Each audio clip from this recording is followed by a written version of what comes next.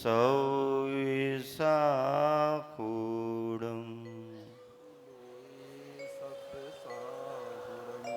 पंच परमेष्टि भगवान की, अहिंसा परमो धर्म की, गुरुवर आचार्य श्री विद्यासागर जी महाराज की जय जय जय। मुनि संघ की जय। जैन परंपरा के 23वें तीर्थंकर भगवान पार्श्वनाथ स्वामी का आज निर्वाण दिवस है। शाश्वत सिद्ध भूमि सम्मेद शिखर के स्वर्णभद्र कूट से पार्श्वनाथ प्रभु ने निर्वाण पद प्राप्त किया। आज हम सभी उस शाश्वत सिद्ध भूमि का स्मरण करते हुए इस चतुर्मास में कटनी की धर्म नगरी में इसे स्वर्ण भद्र कूट बना करके ही निर्वाण लाड़ू अर्पित कर रहे हैं।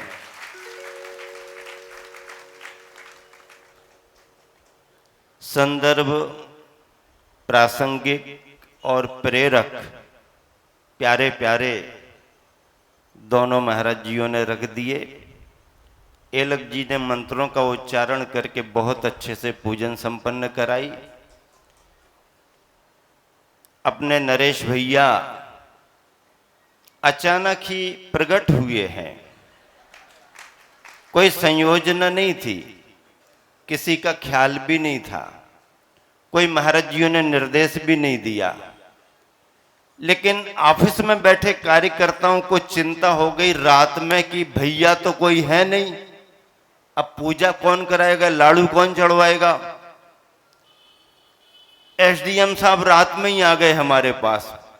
महाराज चिंता हो रही, क्या बात है, कल लाड़ू चढ़ाने के लिए भैया जी तो कोई है नहीं, महाराज जियों से बात नहीं हो पाई। हमने इशारा कर दिया चारों महाराज जी पर्याप्त हैं। बोले फिर भी महाराज जी कुछ तो भैया जी को बोले ठीक है, जहां भी संपर्क होता है मड़िया जी देख लेते हैं, अगर भैया जी मिल जाते हैं तो। अनुराग भी आया। अनुराग कहने लगा मड़िया जी फोन करेंगे तो कोई ना कोई भैया जी आ जाएंगे। देखो महाराज जी निर्देश देते ही हैं, अगर महाराज जी निर्देश ना भी दे पाए तो कार्यकर्ता स्वयं चिंतित होते हैं और संयोजना में लगते हैं। यहां से फोन गया, महाराज जियों की मालाओं का प्रभाव, भैया प्रकट हो गए सुबेरे। आज के संदर्भ में केवल इतनी बात कहना चाहता हूं, अगर तुम्हारे पास 2 पैसे हों, कितने पैसे, रुपए की बात नहीं कर रहे, अभी अपन पैसों से शुरुआत करेंगे। अगर तुम्हारे पास 2 पैसे हों तो 1 पैसे से खरीदना तुम रोटी। अगर तुम्हारे पास 2 पैसे हों तो 1 पैसे से खरीदना तुम रोटी और दूसरे से खरीदना फूल। क्यों? क्योंकि रोटी तुम्हारे लिए जिंदगी देगी। जीने के लिए क्या चाहिए? जीने के लिए फूल नहीं चाहिए, जीने के लिए रोटी चाहिए। इसलिए रोटी तुम्हारे लिए जिंदगी देगी और फूल देगा जीने का तरीका। फूल क्या देगा? जीने का तरीका, जीने की कला देगा। रोटी जीने की कला नहीं दे सकती है और फूल तुम्हारे लिए जिंदगी नहीं दे सकता है। 2-4 दिन का कोई भूखा हो और गुलाब का फूल भेंट कर दो है तो कहेगा भैया अभी इसकी जरूरत नहीं है, इसे अपने पास रखो, कुछ रोटी वोटी हो तो दे दो। और पेट भर गया है, फिर किसी को रोटी और भोजन दिखाओ तो कहेगा नहीं, अब कुछ ऊपरी इत्र फुलेल वगैरह हो तो थोड़ी दे दो। इसीलिए कहा है नीतिकारों ने कि अगर तुम्हारे पास 2 पैसे हो तो 1 पैसे से खरीदना तुम रोटी और दूसरे से खरीदना फूल। रोटी तुम्हारे लिए जिंदगी देगी और फूल देगा जीने का तरीका। आज के संदर्भ में कमठ और पारसनाथ की बात करें तो पारसनाथ भगवान को इसलिए याद किया जाता है कि पारसनाथ भगवान ने संघर्षों में कैसे जिया जाए ये दुनिया को दिखा दिया। संघर्षों में, उपसर्गों में तुमने समता का भाव रखा। पारसनाथ भगवान की पूजा में आप अर्घ्य चढ़ाते हैं। एक ही मां के दोनों बेटे रास्ते अलग अलग हो गए। एक तरफा बैर बंध गया, सामने वाले के मन में कोई मनोमालिन्य नहीं, कोई बुराई नहीं, क्षमा का भाव, अनीति होने पर भी क्षमा का भाव। लेकिन जिसने अनीति की, अन्याय किया, मर्यादा का उल्लंघन किया, वही चोरी और सीना जोरी। जमाना ऐसा है ना, चोरी की चोरी और ऊपर से सीना जोरी। वो क्षमा मांगने के लिए गया कि मेरे निमित्त से, परिवार के निमित्त से तुम्हें क्लेश हो गया, मैंने कोई शिकायत नहीं की, राजा ने आपके लिए दंडित किया है, मैं आपका भ्राता हूं, मैं आपसे क्षमा मांगता हूं। उसने क्रुद्ध होकर के बड़ी भारी शिला पटक दी ऊपर। यहां से कहानी शुरू हो गई। अंत में जब राजकुमार पार्श्व कुमार दीक्षित हो गए, मुनि बन गए, तो ये कमठ का जीव उस समय स्वर्ग में ज्योतिषी देवों में संबर नाम का ज्योतिषी देव था। कमठ का नाम तो लिया जाता है, वो तो प्रतिनिधि के रूप में कमठ था, लेकिन यथार्थ में उपसर्ग करने वाला जो था वो संबर नाम का ज्योतिषी देव था। ध्यान मग्न है पारसनाथ। विमान आगे बढ़ रहा है और उसका विमान रुक गया। अवधि ज्ञान से नीचे देखा, अरे ये कौन ध्यान कर रहे हैं। अवधि ज्ञान लगाया, ओहो ये तो हमारा बैरी है, इससे तो हमें अभी भी बदला लेना है। उतर आया और उपसर्ग करना शुरू कर दिया। महाराज जी बता रहे थे ना, 23 तीर्थंकरों पर उपसर्ग नहीं हुआ, पारसनाथ पर उपसर्ग हुआ है, इसलिए उनको याद भी ज्यादा किया जाता है। जिन्हें कठिनाइयां ज्यादा आती हैं उनको ज्यादा याद किया जाता है। उपसर्ग करना शुरू कर दिया। 7 दिन तक लगातार घोर उपसर्ग किया। प्रकृतिकृत बाधाएं, पत्थर, ओले, आंधी, पानी, जो कर सकता था, हाथी बनके, सिंह बनकर के जो उपसर्ग कर सकता था उसने किया, घोर उपसर्ग किया। फाल्गुन शुक्ला द्वादशी से उपसर्ग शुरू हुआ। कब से उपसर्ग शुरू हुआ?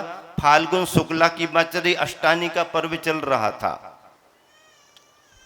जिस समय सारे देव इंद्रादिगण अष्टानिक की पूजा में लीन थे, नंदीश्वर की पूजा में, मनुष्य जन स्थापना करके पूजा कर रहे, उस समय यह उपसर्ग हो रहा। फाल्गुन शुक्ला द्वादशी से उपसर्ग शुरू हुआ और यह उपसर्ग कहां तक गया? चैत्र कृष्ण चतुर्थी तक। पार्श्वनाथ भगवान की केवल ज्ञान तिथि चैत्र कृष्ण चतुर्दशी, चौथ के 3 दिन लेना पड़ेंगे। क्यों? क्योंकि चौथ की तिथि में प्रातः काल केवल ज्ञान हुआ। चौथ के पूरे दिन उपसर्ग नहीं चला, प्रातः काल में केवल ज्ञान हुआ। तो चौथ लेंगे, लेकिन गिनती में 3 दिन ये और 4 दिन पहले 12, 13, 14 और पूर्णिमा, एकम, दोज और तीज, ऐसे 7 दिन तक उपसर्ग चला और चतुर्थी की प्रातः बेला में केवल ज्ञान हुआ। प्रत्यूष बेला में निर्वाण कब हुआ पारसनाथ भगवान को? श्रावण शुक्ला सप्तमी आज की तिथि में। अभी निर्वाण नहीं हुआ, अभी तो अंतिम ध्यान में है। शाम के समय रात्रि के पहले प्रहर में पार्श्वनाथ भगवान को निर्वाण पद प्राप्त हुआ है। इसलिए सप्तमी की तिथि में मुकुट क्यों लगा दिया गया? क्योंकि लोक के सिर पर, लोक के शीश पर सिद्ध शिला में जाकर के विराजमान हुए तो सर्वोपरि स्थान मुकुट माना जाता है। तो सप्तमी को मुकुट सप्तमी या मुक्ति सप्तमी, मोक्ष सप्तमी कह दिया। ये भगवान पार्श्वनाथ स्वामी के उपसर्ग, केवल ज्ञान और निर्वाण के प्रमुख शास्त्रोक्त बिंदु हैं जिन्हें आचार्यों ने लिखा है। उपसर्ग केवल ज्ञान होने पर टल जाता है। समोसरण की रचना हुई। संबर नाम के ज्योतिषी देव को जिसने बैरबस उपसर्ग किया, समोसरण की महिमा देख करके सद्बुद्धि आई, मन में पश्चाताप हुआ और समोसरण में क्षमा याचना करते हुए शास्त्र में लिखा है उसने भगवान के स्वरूप को स्वीकार करके, सच्चाई को स्वीकार करके सम्यक दर्शन प्राप्त कर लिया। ऐसे पार्श्वनाथ भगवान के इस चरित्र में आज आप सभी निर्वाण लाड़ू अर्पित करेंगे। महाराज जियों ने बहुत अच्छे संदर्भों में सारी बात बताई। भव्य भव्य और बहुत प्यारी सी ये रचना आप सभी की कल्पना के परे और हम लोगों की कल्पना में जो बात आई वो सामने है।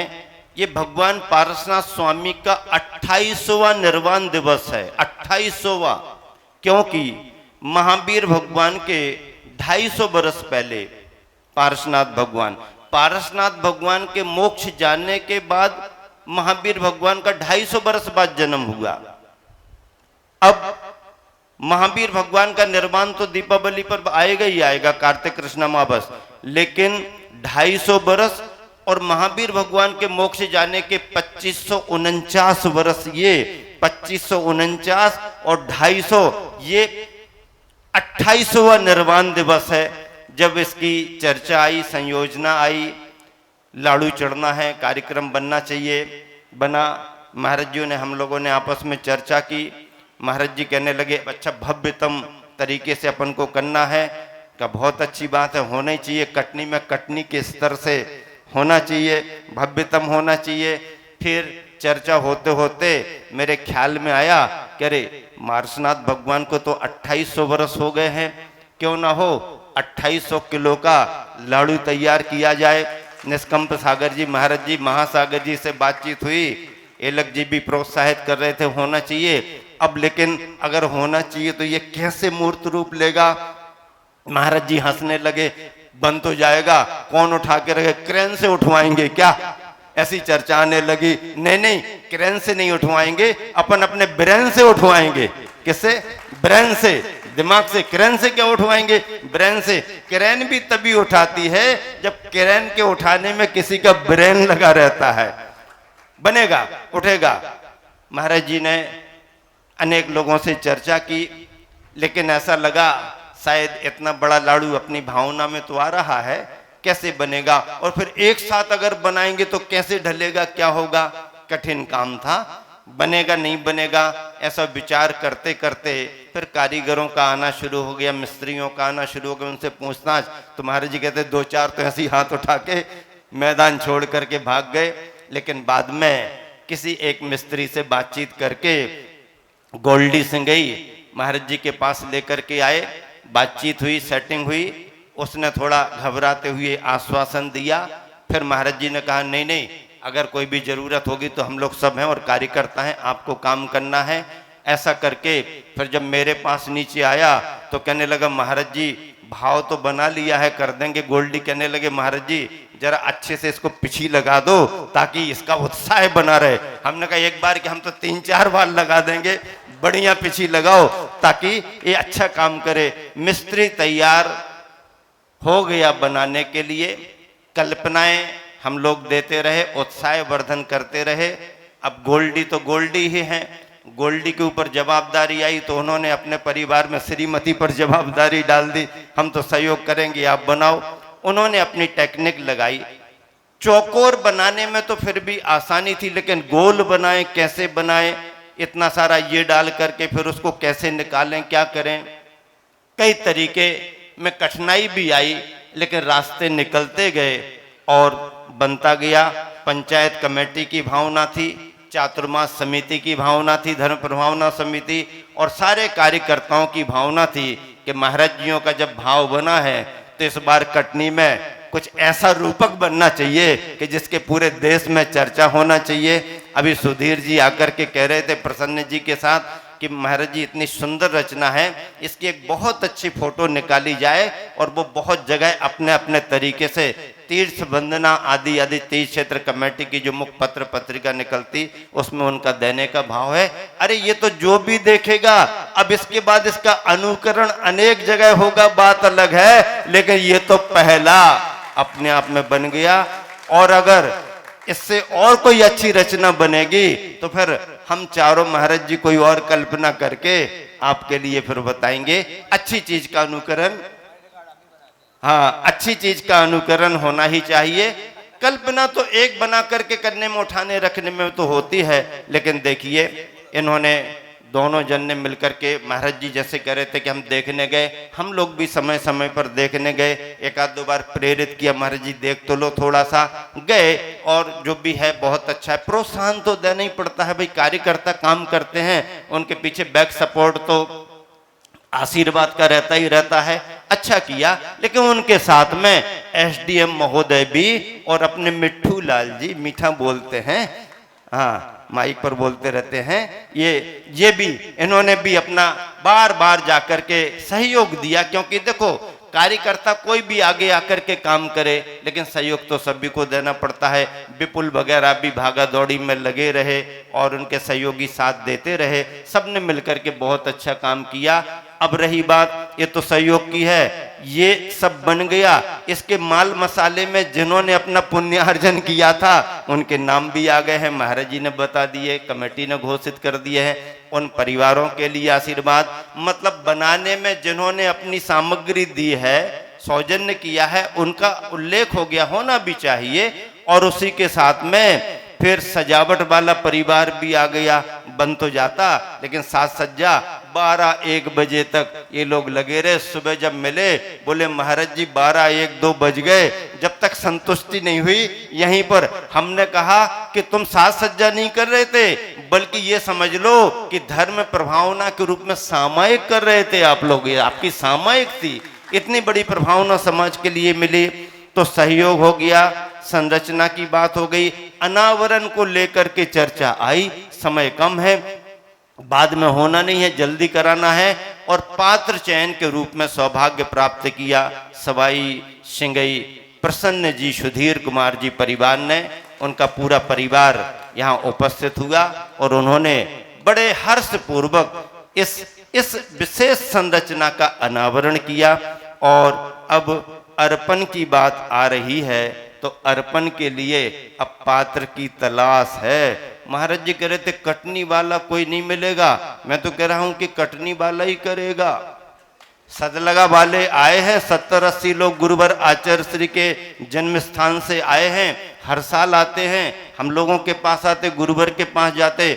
बड़ी गौशाला चल रही है और बड़े अच्छे संस्थान वहां पर चल रहे हैं, पूजा पाठ खूब भक्ति भावों से होता है, अच्छे से वो भी आए हैं। यहाँ पर बड़ौत से भी पंसारी परिवार से सचिन वगैरह भी आए हैं, और भी आपके रिश्तेदार वगैरह, बुढ़ार से निर्मल जी अभी कह रहे थे महाराज अब मैं भी बिल्कुल इस अवस्था में आ गया हूँ, स्वास्थ्य ठीक नहीं रहता। हमारे साथी जितने थे अमरकंटक वाले आचार्य श्री के आशीर्वाद से, उनने सबको देखा, उसके देखने के बाद कमेटी पंचायत ने उनका सम्मान भी कर दिया।